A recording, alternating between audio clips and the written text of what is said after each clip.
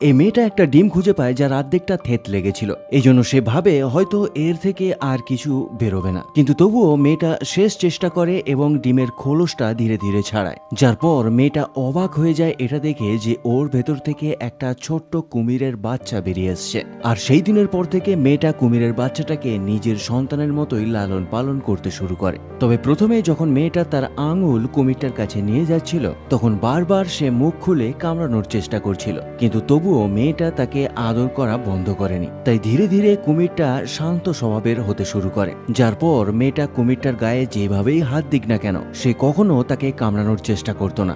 এমনকি মেয়েটা বাথটাবেতে স্নান করতে যাওয়ার সময়ও কুমিরটাকে নিয়ে যেত ওখানে সাঁতার কাটানোর জন্য। তাকে অদ্ভুত অদ্ভুত ধরনের জামা কাপড় পরিয়ে দিত, এমনকি কুকুরের মতো চেন লাগিয়ে বাইরে সাঁতার কাটাতেও নিয়ে যেত। মেয়েটার আদর যত্নে কুমিরটা ধীরে ধীরে বড় হতে শুরু করে। 2 বছর বয়স হওয়ার সাথে সাথে কুমিরটা প্রায় 4 ফুট লম্বা হয়ে যায়।